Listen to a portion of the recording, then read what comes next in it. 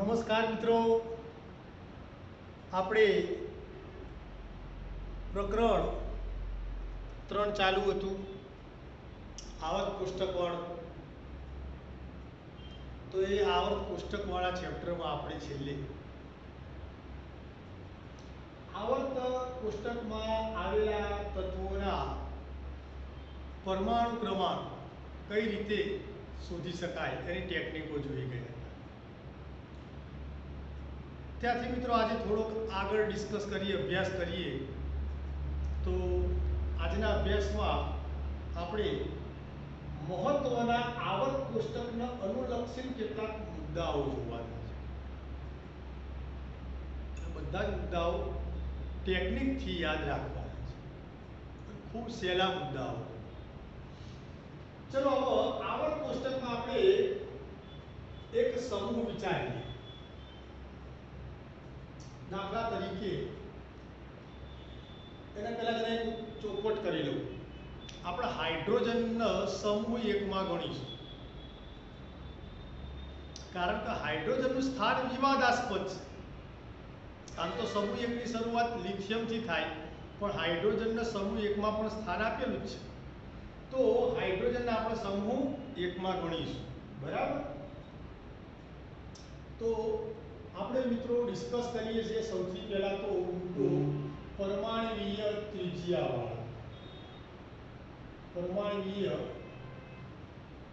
ત્રિજ્યાવાળો મુદ્દો આપણે ડિસ્કસ કરીએ છીએ.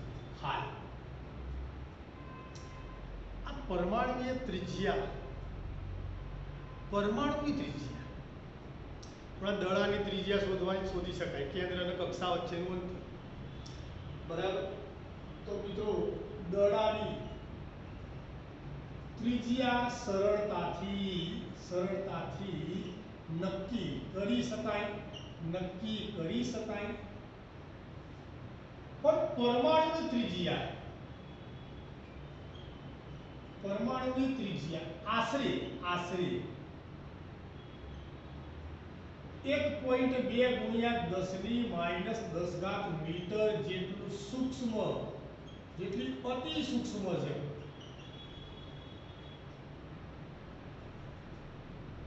એ અતિ સૂક્ષ્મ છે મિત્રો. કેટલી?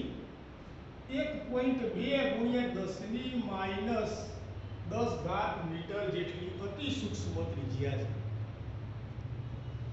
તો આ પરમાણુની ત્રિજ્યા કઈ રીતે નક્કી કરતા હશે? આટલા નાના નાના પરમાણુઓ હોય, આ પરમાણુનું કદ છે, ત્રિજ્યા ઉપરથી કદ નક્કી થાય. તો આટલા નાના કદના પરમાણુઓ હોય તો એની ત્રિજ્યા કઈ રીતે નક્કી કરતા હશે? બરાબર સમજો ખાસ. તો વૈજ્ઞાનિકોએ એના માટે એક ટેકનિક શોધી કે ભાઈ અધાતુ તત્વો હોય તો એમાં કયો સહસંયોજક બંધ જોવા મળે. ચલો દાખલા તરીકે Cl2 નો અણુ વિચારીએ. હવે અહીંયા બરાબર સમજો. આ ક્લોરીનનો એક પરમાણુ, આ એનું કેન્દ્ર, પહેલી કક્ષા, બીજી કક્ષા, ત્રીજી કક્ષા.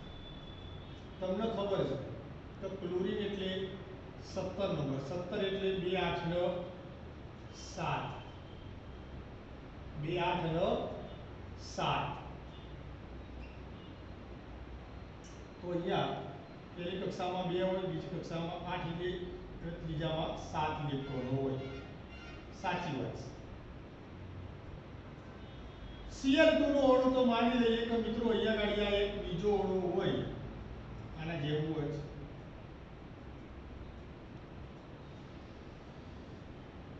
એક, બે, ત્રણ, અહીંયા કેન્દ્ર. તો બે પરમાણુ વચ્ચેનો આ જે સહસંયોજક બંધ ખરો, આ સહસંયોજક બંધ, બે પરમાણુ વચ્ચેનો આ જે સહસંયોજક બંધ ખરો, એ સહસંયોજક બંધની લંબાઈ માપી લેવાની મિત્રો. એ સહસંયોજક બંધની લંબાઈ માપી લેવાની અને એની અડધી કરી દેવાની. ક્લોરીનના પરમાણુ માટે ક્લોરીનના અણુમાં આવી સહસંયોજક બંધની બંધ લંબાઈ છે 198 પિકોમીટર. તો આનું અડધું કરી દઉં તો આટલું થાય ના થાય? તો આટલા એ સહસંયોજક બંધની લંબાઈ. મિત્રો આ શું છે? સહસંયોજક બંધની બંધ લંબાઈ. બંધની બંધ લંબાઈ છે. તો આની અડધી કરી દઉં 198 ભાગ્યા 2 તો 99.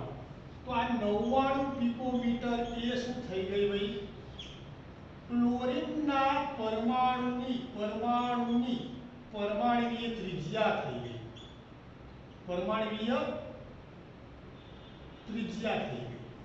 ક્લોરીનના પરમાણુની ત્રિજ્યા થઈ ગઈ. કારણ કે એક વસ્તુ મિત્રો સમજો તમે, પરમાણુની ત્રિજ્યા એટલે કેન્દ્રમાં પ્રોટોન હોય, ન્યુટ્રોન હોય, કેન્દ્રમાં પ્રોટોન હોય, ન્યુટ્રોન હોય અને ઇલેક્ટ્રોન તો બહારની કક્ષાઓમાં વિસ્તરેલા હોય. તો કેન્દ્ર અને બહારની કક્ષા વચ્ચેનું અંતર લેવાનું છે.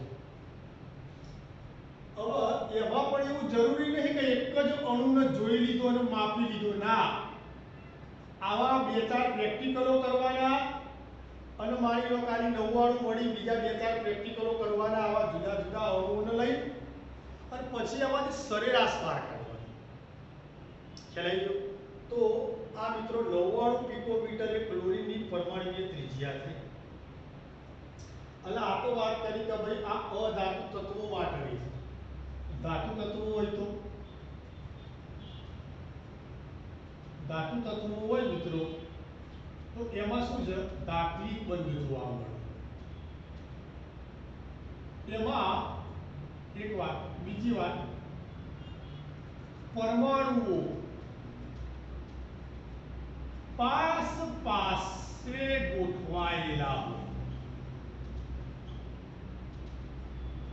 પરમાણુઓ પાસે ગોઠવાયેલા હોય છે.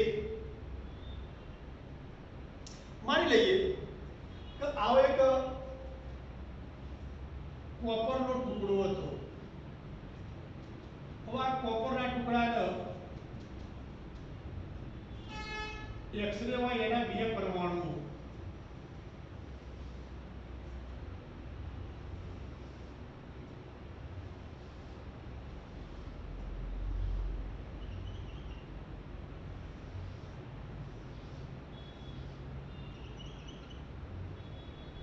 કોપરના અંદર Cu2 તો લેવાનો કોઈ મતલબ નહીં. Cu2 તો હોય જ ના, કોપરનો પરમાણુ એકલો જ હોય. ક્લિયર? તો એના આવા પરમાણુઓ પાસે ગોઠવાયેલા હોય. કોઈ પણ 2 પરમાણુ લઈ લો, 2 પરમાણુ વચ્ચેનું ડિસ્ટન્સ લઈ લો. 2 પરમાણુ વચ્ચેનું ડિસ્ટન્સ અહીંયાનું લઈ લીધું ને 256 પિકોમીટર મને મળ્યું. કોપરના 2 પરમાણુ વચ્ચેનું અંતર મને 256 પિકોમીટર મળ્યું. તો આના કરી દીધા ભાગ્યા 2, 128 પિકોમીટર થાય.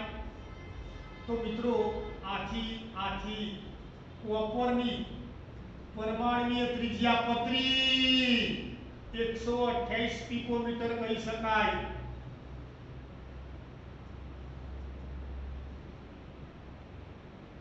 ધાતુ તત્વોમાં ધાતુના પરમાણુઓ એકબીજાની નજીક ગોઠવાયેલા. 2 પરમાણુ વચ્ચેનું અંતર જોઈ લો, એમની વચ્ચેનો જે ધાત્વિક બંધ છે એ ધાત્વિક બંધ જોઈ લો. ધાત્વિક બંધનું બંધ લંબાઈ માપી લો. તો અહીંયા આ ધાત્વિક બંધની બંધ લંબાઈ આ રહ્યા ધાત્વિક બંધની બંધ લંબાઈ મને મળી ગઈ 256 પિકોમીટર માપી લીધી.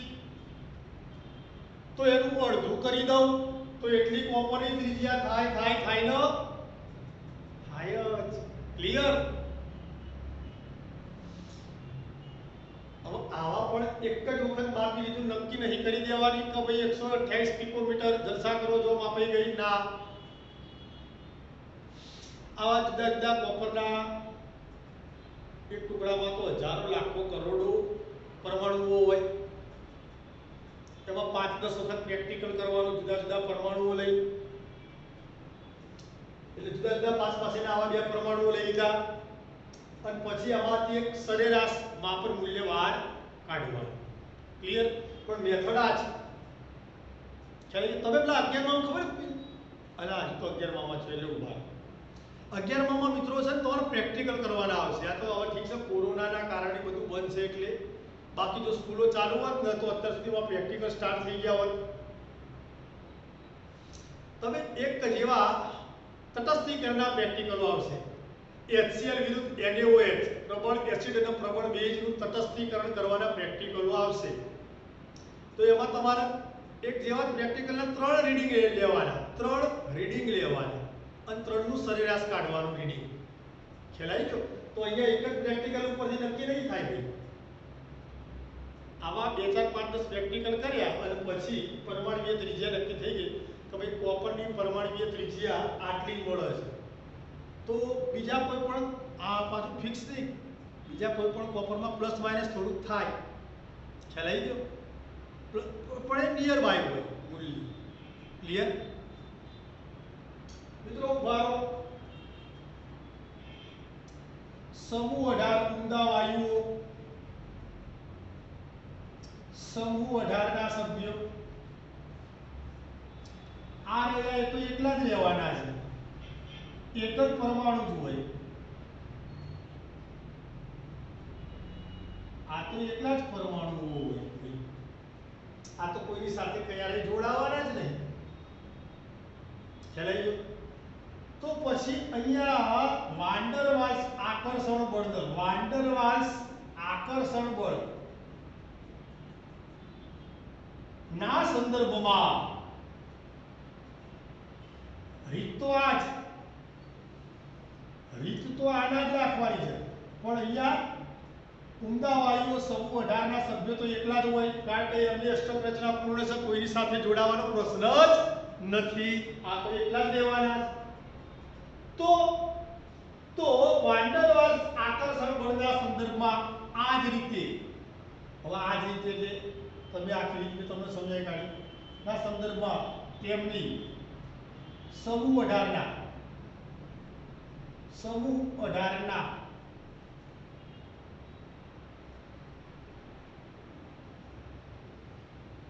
પરમાણુઓની પરમાણુય ત્રિજ્યા નક્કી થાય છે. ક્લિયર વાત થઈ ગઈ? હવે મિત્રો આપણે અભ્યાસ કરવાનો છે કે આ પરમાણુય ત્રિજ્યા આડા આવર્તમાં અને ઊભા સમૂહમાં કેવી રીતે આવર્તિતા એટલે બદલાવ, ફેરફાર. મેન્ડેલિવનો નિયમ શું હતો?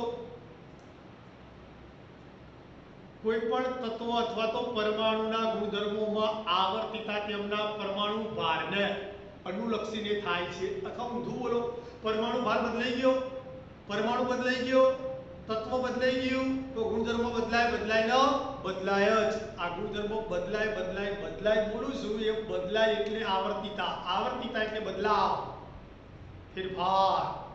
ક્લિયર? તો મિત્રો હવે આપણે આ ડિસ્કસ કરવાની છે કે ભાઈ ઊભા સમૂહમાં તત્વો બધા બદલાઈ ગયા તો પરમાણુય ત્રિજ્યામાં કેવા ફેરફારો થશે. આડા આવર્તમાં તત્વો બધા બદલાઈ ગયા તો એમના અંદર પરમાણુય ત્રિજ્યામાં કેવા ફેરફારો થશે. બહુ સહેલા મુદ્દાઓ છે. ક્લિયર? તો જરા સ્ક્રીનશોટ લઈ લો અને આને અનુલક્ષીને પાછું એજ ઇટ ઇઝ તમારી ભાષામાં થોડા મુદ્દાઓને લખી દેવાના છે. ક્લિયર? અને મટીરિયલ મસ્ત તૈયાર કરવાનું છે. લઈ લો સ્ક્રીનશોટ.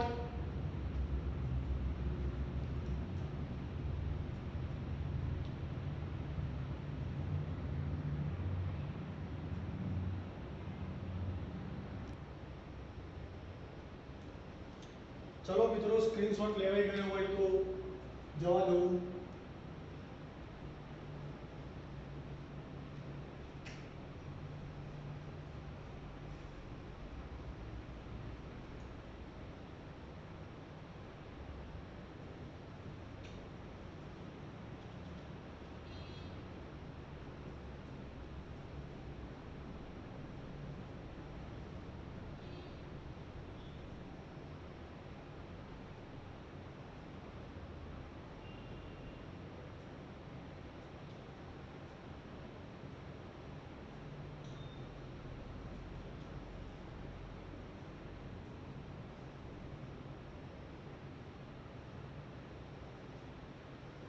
ચલો, આ પરમાણ્વીય ત્રિજ્યા અંગે મિત્રો આપણે સમૂહમાં ડિસ્કસ કરીએ અને પછી આડા આવર્તમાં ડિસ્કસ કરીએ.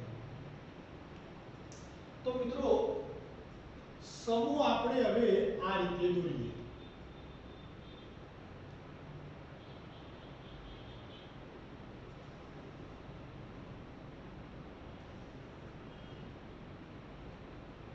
બરાબર વિચારજો, સમજજો.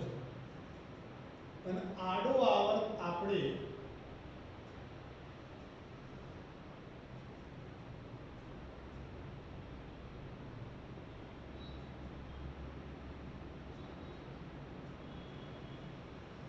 આ રીતે દોરીએ.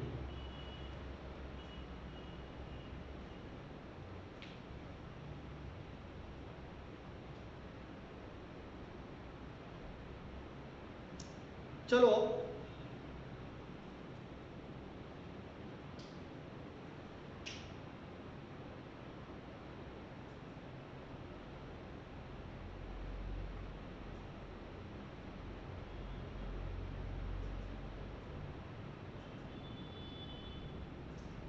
સમૂહ એક આ વિચારી લઈએ.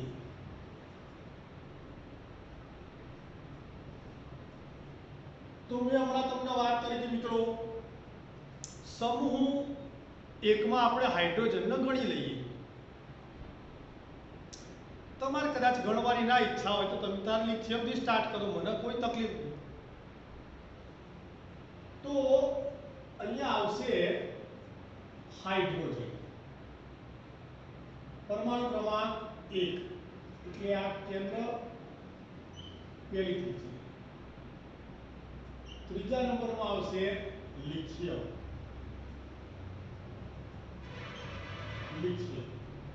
તો કેન્દ્ર 2 અને 1 ઇલેક્ટ્રોન રચના. પછી આવશે સોડિયમ 11 નંબર. તો આ એનું કેન્દ્ર 2 8 1. પછી આવશે 19 નંબર પોટેશિયમ. તો કેન્દ્ર પહેલી કક્ષા, બીજી કક્ષા, ત્રીજી, ચોથી કક્ષા. આ રીતે 4 કક્ષાઓ હશે. મિત્રો પ્રથમ સભ્ય સમૂહ એકના સભ્યો હતા હેલિના કબ્રસે, એટલે રૂબિડિયમ, સીઝિયમ, અહીંયા મેં લીધું ફ્રાન્સિયમ. ચલો, રૂબિડિયમમાં હું અહીંયા કેન્દ્ર વિચારી લઉં. પહેલો આડો આવર્ત એટલે એમાં એક જ કક્ષા આવશે. પછી આ બીજા આડા આવર્તનું સભ્ય છે તો એમાં 2 કક્ષા આવે. આ ત્રીજા આડા આવર્તનું સભ્ય છે તો એમાં 3 કક્ષાઓ આવે. ચોથા આડા આવર્તનું સભ્ય છે તો એમાં 4 કક્ષાઓ આવે. પાંચમા આડા આવર્તનું સભ્ય છે રૂબિડિયમ. તો મિત્રો રૂબિડિયમમાં 1 2 3 4 5 કક્ષાઓ થાય કે ના થાય? એ જ રીતે સીઝિયમ છઠ્ઠા આડા આવર્તમાં આવશે. પહેલી કક્ષા, બીજી, ત્રીજી, ચોથી, પાંચમી, છઠ્ઠી. થાય કે ના થાય? આમ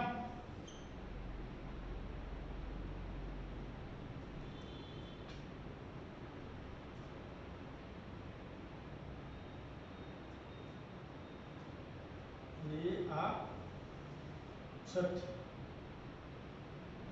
पहली कक्षा बीजी कक्षा तीजी चौथी पांचवी और आ छठी कक्षा अहींया पहली कक्षा बीजी कक्षा तीजी चौथी पांचवी कक्षा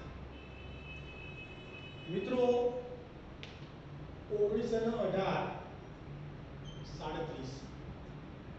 37 અને 18 55 तो आ 55 નંબરનું તત્વ છે આ 37 નંબરનું તત્વ છે પોટેશિયમ એ 19 નંબરનું તત્વ છે સોડિયમ 11 નંબરનું તત્વ છે લિથિયમ 3 નંબરનું તત્વ છે પરમાણુ ક્રમાંક તમે સરળતાથી શોધી શકશો મિત્રો મારે અહીંયાથી તમને એ સમજાવવું છે કે ઊભા સમૂહમાં અહીંયા હું લખાણ લખું છું समूह ऊपर थी नीचे तरफ जता जाइए तेम तेम तेम तेम परमाणु क्रमांक વધે છે પરમાણુ ક્રમાંક વધે છે વાત સાચી જ છે આ પરમાણુ ક્રમાંક 1 3 11 19 37 55 परमाणु क्रमांक વધે છે ક્લિયર સમૂહમાં ઉપરથી નીચે તરફ જતા જઈએ તેમ તેમ પરમાણુ ક્રમાંક વધે છે પરમાણુ ક્રમાંકના વધારા સાથે પરમાણુ ક્રમાંકના વધારા સાથે બાહ્ય કક્ષા વધે છે બાહ્ય કક્ષાનું મૂલ્ય વધે છે આથી કેન્દ્ર અને કક્ષા વચ્ચેનું અંતર વધે છે પરિણામે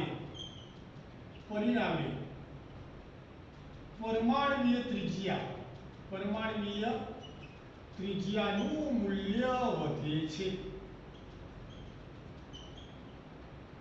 તમે ચેક કરો એ આની પરમાણ્વીય ત્રિજ્યા આટલી અહીંયા થોડી વધી અહીંયા વધી અહીંયા એનાથી પણ વધારે વધી અહીંયા એના કરતાં પણ એટલે પોટેશિયમ કરતાં પણ રૂબિડિયમની વધી ગઈ અને સીઝિયમમાં તો રૂબિડિયમ કરતાં પણ વધી ગઈ હા કે ના કેમ તો કે સમૂહમાં ઉપરથી નીચે તરફ જાવ ગમે તે સમૂહ લઈ લેવા 18 સમૂહની 12 ભાઈ આ રીતના એક સમૂહ બનાવે બાજુમાં બીજો સમૂહ બનાવો ત્રીજો બનાવે એમ 18 સમૂહ નહીં બનાવવાના ગમે તે એક જ સમૂહ ઉઠાયેલો બાકી બધાના એક સમાન જ ગુણધર્મો છે એટલે સમૂહ એકની જ મેં વાતો કરી દીધી મિત્રો તો સમૂહ એકમાં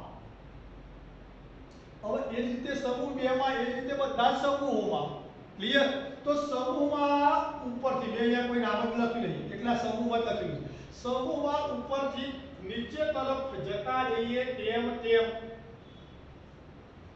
પરમાણુ ક્રમાંક વધતો જાય છે પરમાણુ ક્રમાંકના વધારા સાથે બાહ્ય કક્ષા વધે છે બાહ્ય કક્ષામાં ઇલેક્ટ્રોન દાખલ થશે પરમાણુ ક્રમાંક વધ્યો તો કેન્દ્રમાં પ્રોટોન વધ્યા અને ઇલેક્ટ્રોન વધ્યા આ ઇલેક્ટ્રોનને ગોઠવવા માટે બહારની કક્ષા વધી આ લઈએ અહીંયા એક જ કક્ષા હતી અહીંયા બે કક્ષા થઈ અહીંયા ત્રણ કક્ષાઓ થઈ અહીંયા ચાર કક્ષા થઈ પાંચ થઈ છ થઈ પછી તો બોલો ફ્રાન્સિયમ નહીં લખ્યો FR તો નીચે જરા ધ્યાનથી જોઈએ તો એમના એમ કલ્પના કરો તો સાત કક્ષાઓ થાય તો આથી કેન્દ્ર અને કક્ષા વચ્ચેનું અંતર વધી ગયું તો પરમાણુની ત્રિજ્યા પતરી વધે છે ક્લિયર પોઈન્ટ બરાબર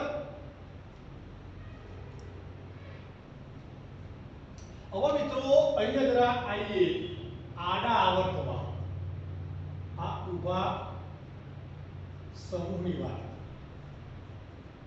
અહીંયા આડા આવર્તની વાત કરી આ બરાબર વિચારજો ખાસ સમજજો સોડિયમ એના પાડોશમાં આવશે મેગ્નેશિયમ કેન્દ્ર પહેલી કક્ષા બીજી કક્ષા ત્રીજી કક્ષા આ આવ્યો મેગ્નેશિયમ. પછી વચ્ચે થોડું અંતર આવતું હતું 3 થી 12 વાળું અને સીધું જ આવશે એલ્યુમિનિયમ. તો આ કેન્દ્ર પહેલી કક્ષા, બીજી કક્ષા, ત્રીજી કક્ષા આ આવ્યો એલ્યુમિનિયમ. 13 number, 12 number, 13 number. પછી અહીંયા આવશે સિલિકોન. પહેલી કક્ષા, બીજી કક્ષા, ત્રીજી કક્ષા સિલિકોન 14 નંબર. પછી આવ્યું ફોસ્ફરસ કેન્દ્ર. પહેલી કક્ષા, બીજી કક્ષા, ત્રીજી કક્ષા ફોસ્ફરસ 15 નંબર. 16 નંબરનો અહીંયા આવ્યો સલ્ફર. પહેલી કક્ષા, બીજી કક્ષા, ત્રીજી કક્ષા સલ્ફર 16 નંબર. 17 નંબર આવ્યો ક્લોરીન. તો કેન્દ્ર પહેલી કક્ષા, બીજી કક્ષા, ત્રીજી કક્ષા.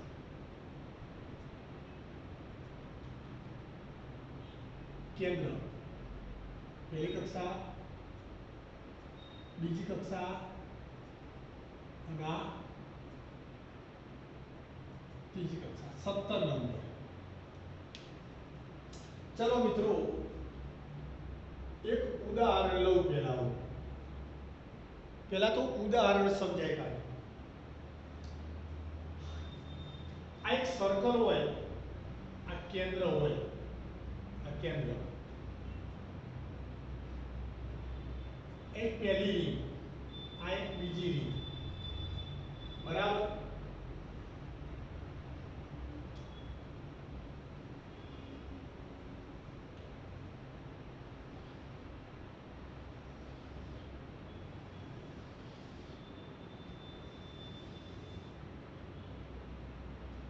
ચલો આ કેન્દ્ર મિત્રો સમજો, ખાસ ઉદાહરણ બહુ સમજવા જેવું છે. કેન્દ્રમાં આ કેન્દ્ર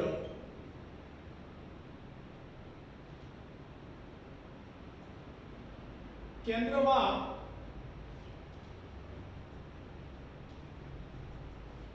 ભાખરી ગોઠવીએ અને આ બધી કક્ષાઓ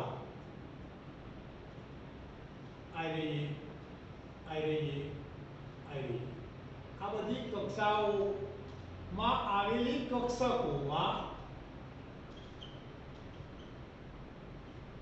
ભિખારી ગોઠવીએ. બહુ શાંતિથી વિચારો. ચલો 11 નંબરની વાત કરી લો. આમાં જ બધું ચલાવવાનું, આમાં જ બધું ચલાવી કાઢીશ. 11 નંબર સોડિયમ લઈએ તો કેન્દ્રમાં 11 પ્રોટોન, બહારની સાઈડ 2, 8 અને 1, બહારની સાઈડ 11 ઇલેક્ટ્રોન. આપણે વિચારી લઈએ કેન્દ્રમાં ભાખરી, બહારની સાઈડ 11 ભિખારી. ભિખારીનું ભાખરી પ્રત્યે શું થાય? આકર્ષણ. ઇલેક્ટ્રોનનું પ્રોટોન પ્રત્યે શું થાય? આકર્ષણ. ખ્યાલ આવી ગયો? ચલો હવે જરા વિચારો, પહેલી રિંગમાં 2 સભ્યો છે, એના પછીની રિંગમાં 8 સભ્યો છે અને એના પછીની રિંગમાં 1 જ સભ્ય છે. હવે હું અહીંયાથી લઈ લઉં 12 નંબર કરી દઉં. 12 નંબર મેગ્નેશિયમ, 12 નંબર. તો અહીંયા 1 ઇલેક્ટ્રોન વધી ગયો એટલે 2 થઈ ગયા. તો કેન્દ્રમાં 12 ભાખરીઓ, બહારની સાઈડ 12 ભિખારીઓ. કેન્દ્રમાં 12 ભાખરીઓ, બહારની સાઈડ 12 ભિખારી. છેલ્લી જે રિંગ હતી એમાં બીજો 1 ભિખારી વધી ગયો. તો પહેલા 1 જ હતો, હવે 2 થયા. હવે એલ્યુમિનિયમ લઉં તો 3 ભિખારી થાય. તો એ રિંગને શું કરશે? દબાવશે. કેમ ભાઈ? તો કે એનું કેન્દ્રમાં ભાખરી છે, બહારની સાઈડ ભિખારી વધતા જાય, એ રિંગને શું કરે? દબાવતા જાય, આકર્ષણ વધતું જાય. ચલો 14 નંબર સિલિકોન લીધો તો અહીંયા ગાડી હવે વધી 4 થાય. 15 નંબર ફોસ્ફરસ લઈ લો તો અહીંયા બાકી કક્ષામાં 5 થઈ જશે. તમે સમજી શકો છો? બહારની રિંગ તો બદલાઈ જ નહીં, બહારની રીંગ બદલાતી નથી. ફરીથી આડા આવર્તની વાત કરી લ્યા, આડા આવર્તની વાત કરી તો આડા આવર્તમાં ડાબી તરફથી જમણી તરફ જાઓ તો 11 12 13 14 15 16 17 ડાબી તરફથી જમણી તરફ જતા જઈએ તેમ તેમ પરમાણુ ક્રમાંક વધે છે. આ વધ્યો 11 12 13 14 15 16 17 વધ્યો. આડા આવર્તમાં ડાબી તરફથી જમણી તરફ જતા જઈએ તેમ તેમ પરમાણુ ક્રમાંક વધે છે. પરમાણુ ક્રમાંકના વધારા સાથે કેન્દ્રમાં ધન વીજભાર વધે છે. પરમાણુ ક્રમાંક વધ્યો તો કેન્દ્રમાં ધન વીજભાર વધ્યો. કેન્દ્રમાં ધન વીજભાર વધ્યો તો બહારની સાઈડ કક્ષા વધી ખરા. અહીંયા કક્ષા વધતી હતી, અહીંયા કક્ષાઓ વધતી હતી. અહીંયા કક્ષા વધી ખરા? ના, કક્ષા વધતી નથી. પણ તે જ કક્ષામાં આવેલી કક્ષકોમાં યસ તે જ કક્ષામાં આવેલી કક્ષકોમાં ઇલેક્ટ્રોન ભરાય છે. ક્લિયર? દેશી ઉદાહરણ માની લો કે કેન્દ્ર હોય, કેન્દ્રમાં ભાખરીઓ હોય. ચલો, અને પહેલી એક રિંગ હોય, રિંગ રબરની રિંગ હોય તો એમાં 2 ભિખારી, બીજી રિંગમાં 8 ભિખારી, પછીની રિંગમાં કેન્દ્રમાં એક ભાખરી વધારી, બહારની સાઈડ એક ભિખારી વધારી, એક ભાખરી વધારી, એક ભિખારી વધારી. તો બહારની રિંગો હવે વધારતો નહોતો, 3 જ રિંગ થઈ ગઈ. ત્રીજી રિંગમાં કેન્દ્રમાં એક ભાખરી વધારી, બહારની સાઈડ એક ભિખારી વધારે. તો બહારની સાઈડ પેલા ભિખારી વધતા જશે એમ એમનું ભાખરી પ્રત્યે શું થાય? આકર્ષણ વધતું જાય. એમ એ રિંગને શું કરશે? દબાવશે. હેડો ભાઈ, મજા આવી મજા આવી મજા આવી. કેન્દ્ર પ્રત્યે આકર્ષણ વધ્યું. એમ રિંગને શું કરી? એમને દબાઈ. એમ રિંગનું શું થયું? સંકોચન થઈ ગયું. સમજાય છે? તો મારે કહેવું કહી શકાય આડા આવર્તમાં, અરે લખી પણ શકાય આડા આવર્તમાં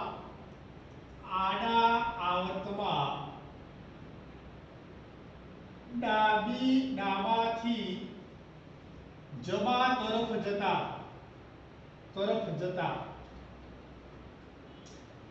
પરમાણુ ક્રમાંક વધે છે. પરમાણુ ક્રમાંક વધે છે. પરમાણુ ક્રમાંકના વધારા સાથે બાહ્ય કક્ષા વધતી નથી. બાહ્ય કક્ષા વધતી નથી, પરંતુ તે જ કક્ષામાં આવેલી કક્ષકોમાં ઇલેક્ટ્રોન દાખલ થાય છે અથવા ભરાય છે. આથી ઉભા રહો. હમણાં ઉદાહરણ લીધું, વળી પાછો લઉં છું એ જ ઉદાહરણ. અહીંયા 17 ઇલેક્ટ્રોનો, 17 પ્રોટોન, તો બહારની સાઈડ 17 ઇલેક્ટ્રોનો થઈ ગયા. 2 8 7, અહીંયા 7 થયા. બાહ્ય ઇલેક્ટ્રોનો લખી દઉં. અહીંયા બાહ્ય ઇલેક્ટ્રોન એક જ હતો, અહીંયા બાહ્ય ઇલેક્ટ્રોન 2 થયા, અહીંયા બાહ્ય ઇલેક્ટ્રોન 3 થાય, બાહ્ય ઇલેક્ટ્રોન 4 થાય, 5 થાય, 6 થાય, 7 થાય. આ બધા શું લખ્યા? મેં બાહ્ય ઇલેક્ટ્રોનો લખ્યા. બાહ્ય કક્ષામાં આવેલા ઇલેક્ટ્રોનની સંખ્યા લખી દીધી મિત્રો. આ 1 2 3 4 5 6 7. આ બધું શું છે? બાહ્ય કક્ષામાં આવેલા ઇલેક્ટ્રોનની સંખ્યા થઈ ગઈ. કેન્દ્રમાં ધન વીજભાર વાળો પ્રોટોન વધતો ગયો, 12 ઇલેક્ટ્રોન વધતા ગયા. કક્ષા ક્યાં વધે છે? કક્ષા તો એના જ રાખી. ત્રીજી કક્ષા તો ત્રીજી જ રાખી. હવે એવા 7 પહેલા કરતા અહીંયા ગાડી, પહેલામાં એક જ હતો, અહીંયા ગાડી 7 થઈ ગયા. તો એમને કક્ષા શું કર્યું? દબાઈ. મેં એટલે જ એક ઉદાહરણ આપ્યું. કેન્દ્રમાં ભાખરી વધારું, બહારની સાઈડ ભિખારી વધારું. રિંગ બદલવાની નહીં, રિંગ તો ત્રીજી. ખેલાઈ ગયો? તો ભિખારીની સંખ્યા વધી ગઈ, કેન્દ્રમાં ભાખરીની સંખ્યા વધતી ગઈ, બહારની સાઈડ ભિખારીની સંખ્યા વધતી ગઈ. તો એમને શું કર્યું? રિંગને દબાઈ. કેમ? કારણ કે ભિખારીનું ભાખરી પ્રત્યે આકર્ષણ વધતું ગયું એટલે એને શું કર્યું? રિંગને દબાઈ. એટલે કક્ષાનું શું થઈ ગયું? સંકોચન થઈ ગયું. ક્લિયર? ઓકે. તો તો મિત્રો આડા આવર્તમાં ડાબાથી જમણી તરફ જતા જઈએ તેમ તેમ પરમાણુ ક્રમાંક વધે છે. પરમાણુ ક્રમાંકના વધારા સાથે બાહ્ય કક્ષા વધતી નથી, પરંતુ તે જ કક્ષામાં આવેલી કક્ષકોમાં ઇલેક્ટ્રોન ભરાય છે. આથી ભરાય છે. પરિણામે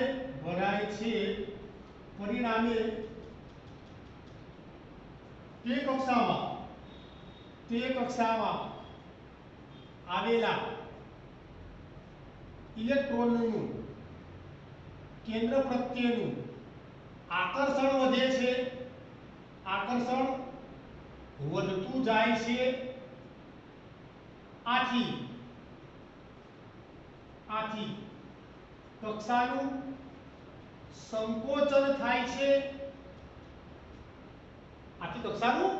સંકોચન થાય છે. પરિણામે પરમાણુીય ત્રિજ્યા ઘટે છે. ટૂંકમાં આડા આવર્તમાં ડાબીથી જમણી તરફ જતા જઈએ, જમણી બાજુ જતા જઈએ તેમ તેમ પરમાણુીય ત્રિજ્યા ઘટે છે. પરમાણુીય ત્રિજ્યાનો આખો શબ્દ બોલ્યો તો પણ મેં લખ્યું ટૂંકમાં પત્રી. તમારે લખવાનું પરમાણુીય ત્રિજ્યા જ, તમારે પત્રી લખાય. મારે તમને સમજાવવાનું છે, તમારે આગળ કોઈ સમજાવવાનું નહીં, તમારે આગળ પેપર જ લખવાનું છે. મુદ્દો ક્લિયર? એટલે તમારે આખું લખવાનું પરમાણુીય ત્રિજ્યા. Clear point? ચલો મિત્રો, એક આ રીતે તમે સરસ ફિગર ડ્રો કરી કાઢો અને એના અનુલક્ષીને આ સમૂહની વાત કરી દીધી અને આ આડા આવર્તની વાત કરી. માત્ર કયા પોઈન્ટને અનુલક્ષી? યસ, પરમાણુીય ત્રિજ્યાના જ એક ગુણધર્મ જોઈ ગયા. તો ચલો અહીંયા ગાડી પરમાણુની ત્રિજ્યા વધતી ગઈ, એટલે એનો મતલબ શું થઈ ગયો? પરમાણુની ત્રિજ્યામાં ફેરફાર થતો જાય છે. શેના અનુલક્ષી? પરમાણુ ક્રમાંકનો અનુલક્ષી. આ બાજુ આડા આવર્તમાં તત્વો બદલાતું જાય છે. હા. પરમાણુ ક્રમાંક બદલાતો જાય છે. હા. ત્રિજ્યા બદલાતી જાય છે. હા. ખ્યાલ આવી ગયો? ભલે વધારો થાય કે ઘટાડો થાય એ આપણો પ્રશ્ન નહીં. આપણને ખબર પડી ગઈ કેમ વધારો થયો, કેમ ઘટાડો થયો. મુદ્દો ક્લિયર? ઓકે. તો મિત્રો આ થઈ ગઈ સમૂહ માટેની વાત, આ થઈ ગઈ આડા આવર્ત માટેની વાત. સમૂહમાં આવું યાદ રાખો, આ સમૂહમાં યાદ રાખો, ઉપર સાંકડું, નીચે પહોળું. ક્લિયર? કેમ? તો કે નીચે તરફ જતા તેમ તેમ આખો એક બહારની કક્ષા વધતી જાય છે. પહેલામાં એક જ કક્ષા હતી, બીજામાં 2 થઈ, 3 થઈ, 4 થઈ, 5 થઈ, એમ. ક્લિયર? અને આ યાદ રાખો, આડા આવર્ત માટે ડાબી બાજુએ પહોળું, જમણી બાજુએ સાંકડું. ક્લિયર? તો આડા આવર્તમાં ડાબી તરફથી જમણી તરફ જતા જઈએ તેમ તેમ પરમાણુ ક્રમાંક વધતો જાય છે. પરમાણુ ક્રમાંકના વધારા સાથે કેન્દ્રમાં ધનવીજ ભાર વધે છે. બહાર કક્ષા વધતી નથી, પણ તે જ કક્ષામાં આવેલી કક્ષકોમાં ઇલેક્ટ્રોન દાખલ થાય છે. પરિણામે કેન્દ્ર અને કક્ષા વચ્ચેનું આકર્ષણ વધે છે. આથી કક્ષાનું સંકોચન થાય છે. માટે પરમાણુની ત્રિજ્યા ઘટે છે. ક્લિયર? તો મિત્રો બે સિમ્બોલ થઈ ગયા, આ ઊભા સમૂહનો અને આ આડા આવર્તનો. આ બે જ ઉપર આખો પાઠ પતી જશે. આ બે ચિહ્નો યાદ રાખો, ઊભો સમૂહ, આડો આવર્ત. ક્લિયર? ચલો તો મિત્રો ચિહ્નને અનુલક્ષી જરા ફિગરો પણ યુઝ થાય છે. ક્લિયર? ઊભો સમૂહ, આડો આવર્ત. ઓકે, સ્ક્રીનશોટ લઈ લો અને આને અનુલક્ષીને આ વર્ણન લખી કાઢો.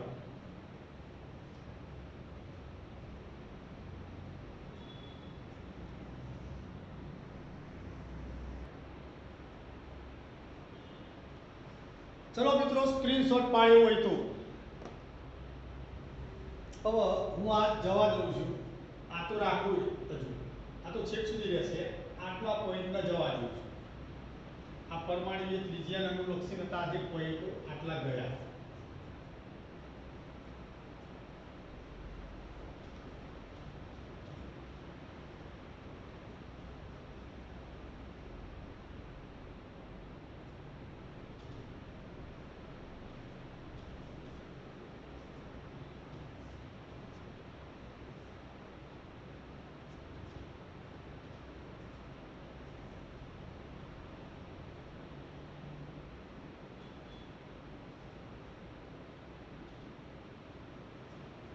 चलो હવે હું તમને બે પ્રકારના આયનો ચલાવું છું અને બે પ્રકારના આયનોની ત્રિજ્યા ચલાવું છું મિત્રો। चलो आ सोडियमની જ વાત કરી દો। 11 નંબર સોડિયમ, તો આ એનું કેન્દ્ર, એમાં 11 પ્રોટોન હોય, 11 થી વધારે ન્યુટ્રોન હોય। ન્યુટ્રોન હોય જ ભાઈ, દર વખત મારે બોલવાની જરૂર નથી, બરાબર। એક પહેલી કક્ષા, બીજી કક્ષા, ત્રીજી કક્ષા। सोडियम એટલે 11 એટલે 2 8 ને 1 2 8 1। चलो હવે સોડિયમની વર્તણૂક મુજબ એને શું કરીએ? સોડિયમને એક ઇલેક્ટ્રોન ગુમાયો, બનાવી કાઢ્યો Na+। ક્લિયર? तो आने एक इलेक्ट्रॉन घुमाई काढ्यो, बनाई काढ्यो Na+, तो केंद्र में तो 11 प्रोटॉन एमना एम, पहली कक्षा, बीजी कक्षा, એટલે હવે આ પરિસ્થિતિમાં સોડિયમ જોડે 10 જ ઇલેક્ટ્રોન રહે। એક તો ઇલેક્ટ્રોન ઘુમાઈ કાઢી 10 એટલે 2 8, એટલે અહીંયા આવી પરિસ્થિતિ છે। ઉભા કદાચ એલ્યુમિનિયમની વાત કરીએ, એલ્યુમિનિયમની વાત કરીએ સાથે સાથે, તો એલ્યુમિનિયમ એટલે 13 નંબર કેન્દ્ર, 2 8 3, 2 8 3। એલ્યુમિનિયમને એક જ ઇલેક્ટ્રોન ગુમાયો, બનાવી કાઢ્યો Al+1 અને એક ઇલેક્ટ્રોનને છૂટો પાડ્યો। એક ઇલેક્ટ્રોનને છૂટો પાડી દીધો તો હવે 12 ઇલેક્ટ્રોન રે કે ના રે?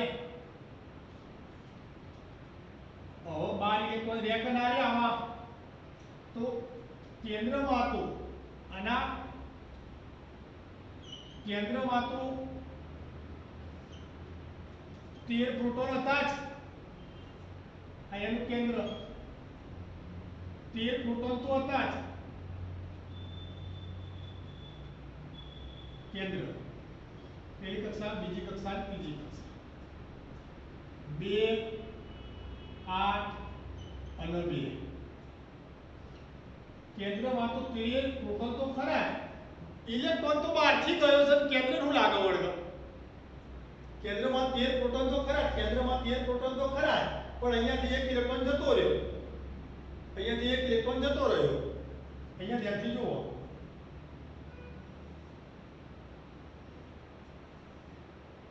एक इलेक्ट्रॉन दूर थयो। चलो मित्रों હવે જરા વિચારો, સમજો, ખાસ સમજો। કેન્દ્રમાં પહેલા 13 ભાખરી હતી, બહારની સાઈડ 13 ભિખારી હતા। કેન્દ્રમાં 13 ભાખરીઓ હતી, બહારની સાઈડ 13 ભિખારી હતા। તો દરેક ભિખારીના ભાગમાં एक एक भाखरी आवशे। क्लियर? હવે એક ભિખારીને દૂર કર્યો, કેન્દ્રની ભાખરી દૂર કરી, કેન્દ્રની ભાખરી દૂર કરી ખરા? ના, કેન્દ્રની ભાખરી એટલી ને એટલી રાખી, બહારથી એક ભિખારીને દૂર કર્યો, તો હવે ભિખારી કેટલા રહ્યા? 12 જ રહ્યા। અહીંયા ભિખારી કેટલા હતા? कुल 13 इलेक्ट्रॉन હતા અહીંયા, અહીંયા ગાડી કુલ 12 ઇલેક્ટ્રોન રહ્યા। કેન્દ્રમાં ભાખરીઓ 13, હવે ભિખારીની સંખ્યા 12। કેન્દ્રમાં ભાખરીઓ 13, ભિખારીની સંખ્યા 13, દરેકના ભાગમાં એક જ ભાખરી આવશે। અહીંયા શું થઈ ગયું? કેન્દ્રમાં ભાખરીઓ 13, બહારની સાઈડ ભિખારી 12 જ, તો અહીંયા શું થાય?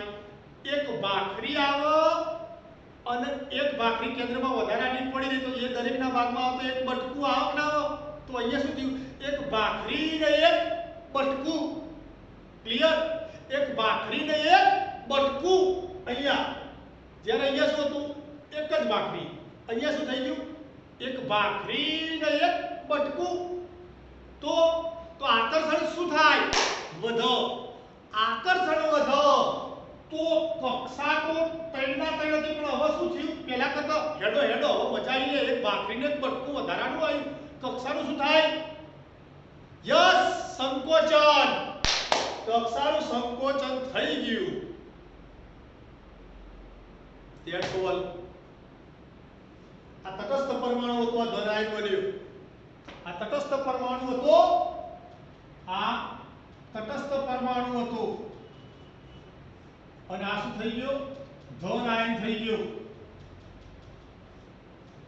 ચલો અહીંયા તો દેખાય જ છે કે કેન્દ્રમાં 11 પ્રોટોન બહારની કક્ષામાં 11 ઇલેક્ટ્રોન બહારની કક્ષામાં 10 જ ઇલેક્ટ્રોન આ 10 જ ઇલેક્ટ્રોન આ 11 ઇલેક્ટ્રોન આ કેવો છે તટસ્થ પરમાણુ આ કેવો છે ધન આયન ઓલરેડી એક આખી કક્ષા જ જતી રહી છે અહીંયા તો દેખાય જ છે આખી વાત એક આખી કક્ષા જ જતી રહી અહીંયા કેન્દ્રમાં 11 ભાખરીઓ બહારની સાઈડ 11 ભિખારી દરેકના ભાગમાં શું આવશે યસ એક ભાખરી અહીંયા શું થઈ ગયું કેન્દ્રમાં 11 તો ભાખરીઓ ખરી જ એક ભિખારી ઘટાડી દીધો હવે શું થાય યસ એક ભાખરી ને એક બટકું તો કેન્દ્ર પ્રત્યેનું આકર્ષણ શું થાય લે હવે કંઈક વધારે મળવાનું છે આકર્ષણ વધ્યું તો કક્ષાનું શું થાય સંકોચન થાય અહીંયાથી તો આખી કક્ષા ઉડી ગઈ સમજાઈ ગઈ આખી વાત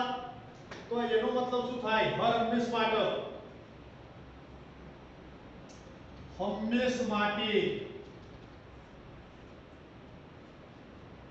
તટસ્થ પરમાણુમાંથી ધન આયન બને તો ધન આયન બને ત્યારે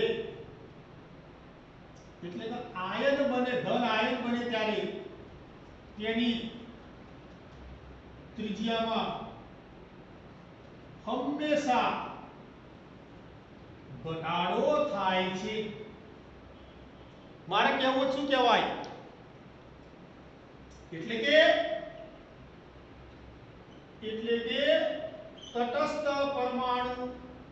તટસ્થ પરમાણુની પરમાણ્વીય ત્રિજ્યા પરમાણ્વીય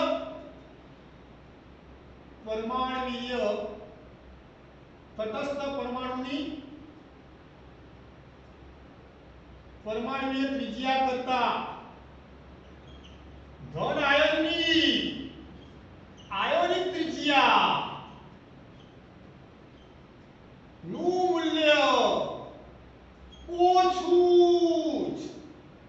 મૂલ્ય ઓછું જ હોય છે હજુ તો આ ધન આયન જ ચલાવીશું મિત્રો હવે ઋણ આયનની આયનિક ત્રિજ્યા આવશે આ શું ચલાવી ધન આયનની હર હંમેશ માટે યાદ રાખો તટસ્થ પરમાણુમાંથી ધન આયન બન્યો તો એની આયનિક ત્રિજ્યા ઓછી જ હોય એટલે ધન આયન બન્યો એક ભિખારી દૂર થયો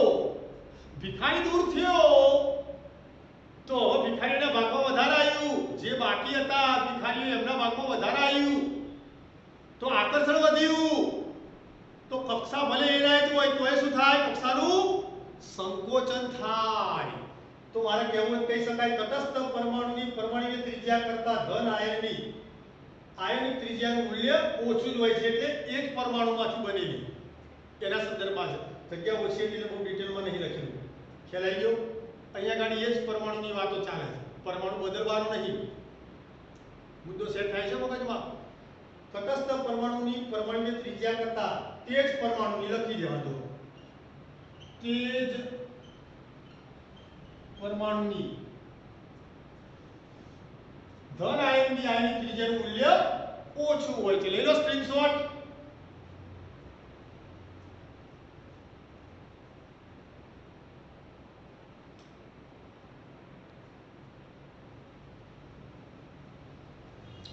ચલો મિત્રો સ્ક્રીનશોટ જો આનો લેવાઈ ગયો હોય તો હવે ઋણ આયન અંગે ચલાઈ કાઢીએ, ડિસ્કસ કરી દઈએ.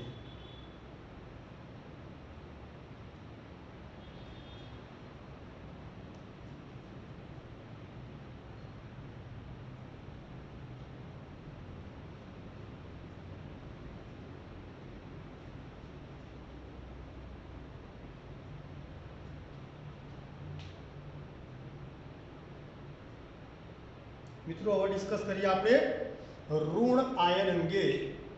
તો તટસ્થ પરમાણુમાંથી જ્યારે ઋણ આયન બનતો હોય છે ત્યારની પરિસ્થિતિની વાતો કરીએ.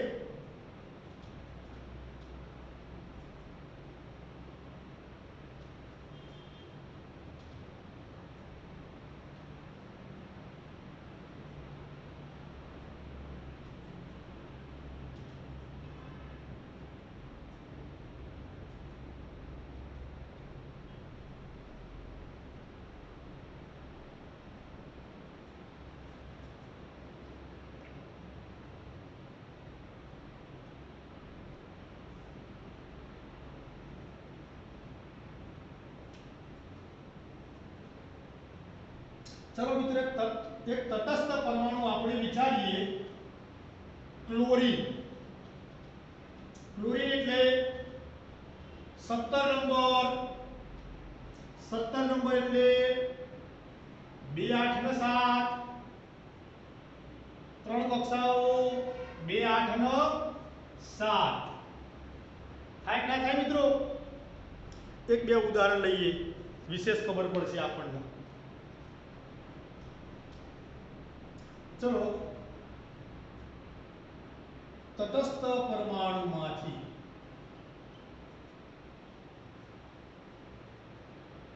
ऋण आयन बने तो तटस्थ परमाणुनी परमाणुीय त्रिज्या करता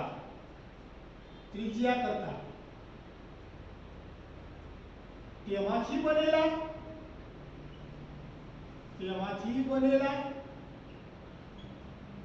ઋણ આયનની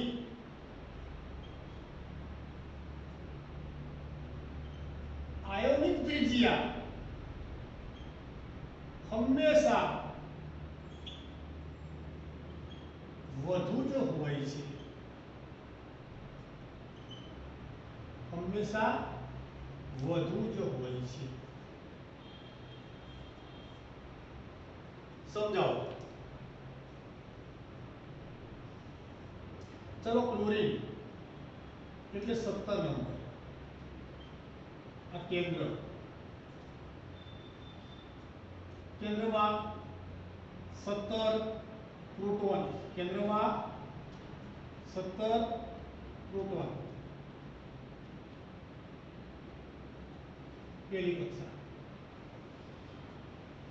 બીજી કક્ષા, ત્રીજી કક્ષા. 17 એટલે 2 8 9 7. આમાં 2 ઇલેક્ટ્રોનો પહેલી કક્ષામાં, આમાં 8 ઇલેક્ટ્રોનો અને આમાં બાહ્ય કક્ષામાં 7 ઇલેક્ટ્રોન. ક્લોરીનની વૃત્તિ કેવી છે? એને એક ઇલેક્ટ્રોન મેળવ્યો અને બનાવી કાઢ્યો Cl માઈનસ. चलो अब हालनी पोजीशन જોઈએ. तो केंद्રમાં 17 ભાખરીઓ, બહારની સાઈડ 2 8 10 ને 7 17 વિખારીએ. હવે આને ક્યાંકથી એક ઇલેક્ટ્રોનનો બોલાયો એના ભાઈબંધને આવતો એટલે આવી ગયો. આ શું હતો? Cl તટસ્થ પરમાણુ હતો. હવે શું થઈ ગયું? કેન્દ્રમાં 17 પ્રોટોન, પહેલી કક્ષા, બીજી કક્ષા, ત્રીજી કક્ષા. પહેલામાં 2, આમાં 8 અને આ 7 વત્તા 1 એમ કરી થયા 8. એટલે આ શું બનાવ્યો? એક ઇલેક્ટ્રોન લીધો એટલે આ શું તૈયાર થઈ ગયો? ઋણાયન શું તૈયાર થઈ ગયું? ઋણાયન. ચલો હવે ઉભા રહેજો, સમજવા જેવું છે. આવાથી સાતમાંથી કોઈ એક જણને એના ભાઈબંધને બોલાવી લીધો, 8 થયો. અહીંયા શું હતું? 17 ભાખરીઓ. એ પણ લખવાનો ખૂબ તકલીફ છે. 17 ભાખરી બહારની સાઈડ કેન્દ્રમાં 17 ભિખારી ક્યાં? બહારની 17 ભિખારી ક્યાં? કક્ષાઓમાં. ક્યાં? કક્ષાઓમાં. અહીંયા શું થયું? 17 ભાખરી ક્યાં? કેન્દ્રમાં. 18 ભિખારી ક્યાં? કક્ષાઓમાં. અહીંયા શું થતું હતું? બરાબર વિચારજો. એક ભિખારીના ભાગમાં એક ભાખરી આવતી હતી એટલે આકર્ષણ હતું. હવે શું થયું? 17 ભાખરીઓ એમના એમ, ભિખારીની સંખ્યા વધી ગઈ. ભાખરીઓ કેન્દ્રમાં એમના એમ, ભિખારીની સંખ્યા વધી ગઈ. એટલે ડખો થાય કે ના થાય? અલે એ પેલા પાછળવાળા તારે તો તારા ભાઈબંધને બોલાવવાનો આવતો તો ટોપા, તારા કારણે અમારે હવે એક બટકું ઓછું થયું. 17 ભાખરીઓ બહારની સાઈડ ભિખારી 18 થઈ ગયા. હવે દરેકના ભાગમાં એક ભાખરીમાં એક બટકું ઓછું. સમજણ પડી? હવે પહેલા કરતા આકર્ષણ ઓછું થયું. ઓછું આકર્ષણ થાય એટલે ડખો થાય કે ના થાય? ડખો થયો. પેલા બારવાળાને સમજાવો યાર, આવી રીતના કોઈને બોલાવી નહીં લાવવાને યાર, આવી રીતના તમે બોલાવો યાર, અમારા બાપા ઓછું આવો. અરે ના ચાલે યાર, હું મારો ભાઈબંધ છે બોલાવું. પેલો બારવાળો શું કહે છે? અરે મારે તારે તો જોવાનું આવે, મારો ભાઈબંધ છે હું બોલાવું, ગમે તે કરું. અરે ના ચાલે યાર એવું. બબાલ થાય એટલે કદ વધે. ખ્યાલ આવી ગયો? હર હંમેશ માટે ઝઘડો થાય એટલે કદ વધે. એટલે કદ વધ્યું. આયનિક ત્રિજ્યા વધી. આયનિક ત્રિજ્યા વધે એટલે કદ તો વધવાનું જ છે. ક્લિયર મુદ્દો? એક બીજો ઉદાહરણ જોઈએ. બીજી બાબત, સલ્ફર 16 નંબર કેન્દ્રમાં 16 ધન વીજભાર. પહેલી કક્ષા, બીજી કક્ષા, ત્રીજી કક્ષા. ક્લિયર?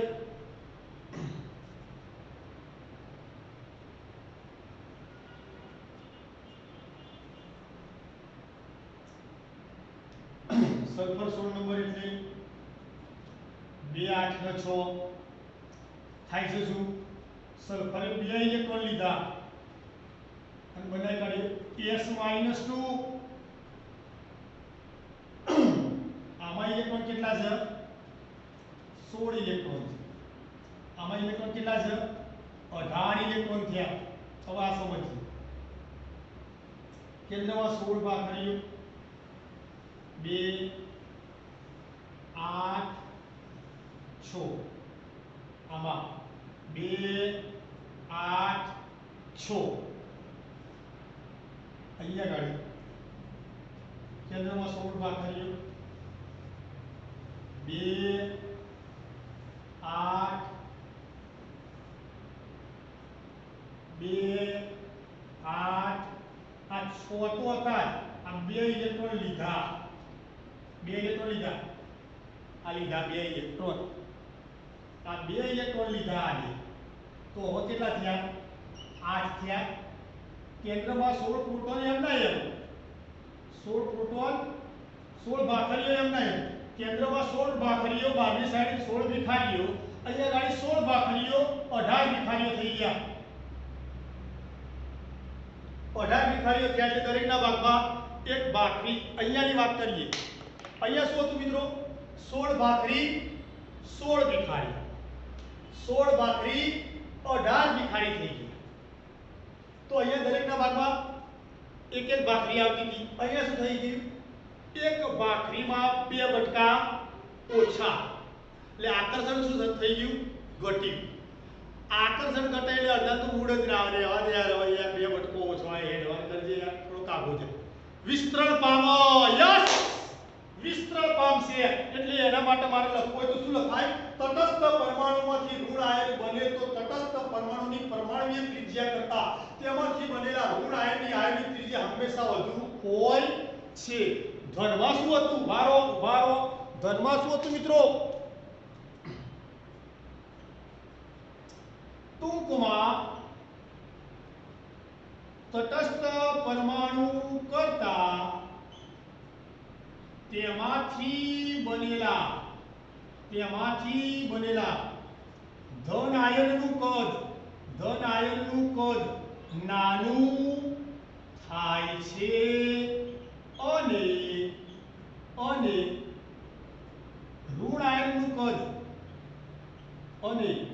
ઋણ આયનનું કદ વધુ થાય છે. તેમાંથી બનેલા ધન આયનનું કદ નાનું થાય છે અને ઋણ આયનનું કદ વધુ થાય છે. મુદ્દો ક્લિયર થઈ ગયો? નાનું કઈ અથવા તો એવું હોય કે ધન આયનનું કદ ઘટે છે, નાનું અથવા ઘટે છે, વધુ થાય છે અથવા મોટું થાય છે. એક ને એક જ છે વસ્તુ. તો મુદ્દો ક્લિયર થઈ ગયો પહેલા? તો મિત્રો આ વાત જાણવા જેવી હતી, બહુ વધારે મહત્વની હતી. આ બંનેનું કોમન વાક્ય થઈ ગયું, ખ્યાલ આવી ગયો. અને આમાં જ કોમન એક જ વખત તટસ્થ પરમાણુ શબ્દ વાપરે. તટસ્થ પરમાણુ પછી ધન આયન બનાવો તો કદ નાનું અને ઋણ આયન બનાવો તો કદ મોટું અથવા વધુ. Clear point? બહુ બેસ્ટ પોઈન્ટ હતા. ઉદાહરણ ભાખરી અને ભિખારીનું યાદ રાખવાનું, મજા આવી જશે, સરળતાથી સમજી શકશો. અને આ પોઈન્ટ તો છેક સુધી આપણે એમ જાગી રાખજો. ક્લિયર? હર હંમેશ માટે યાદ રાખો, તટસ્થ પરમાણુ કરતા એમાંથી ધન આયન બને તો કદ ઓછું, આની ત્રિજ્યા ઓછી. ક્લિયર? તટસ્થ પરમાણુ પછી ઋણ આયન બને તો કદ મોટું, આયન ત્રિજ્યા વધુ. ક્લિયર? That's all. લઈ લો સ્ક્રીનશોટ અને બિલકુલ આ જ રીતે સમજૂતી પૂર્વક લખજો. એટલે ભાઈ આ બધું સમજવા માટેનું હતું, સમજવું જરૂરી છે. ખ્યાલ આવી ગયો? સમજણ તમારા મગજમાં ફિટ કરેલી હશે તો ગમે ત્યારે આવા પોઈન્ટો આવશે ત્યારે તમે એને સમજી શકશો, સરળતાથી ગ્રહણ કરી શકશો. ખ્યાલ આવી ગયો? યસ. લઈ લો મિત્રો સ્ક્રીનશોટ.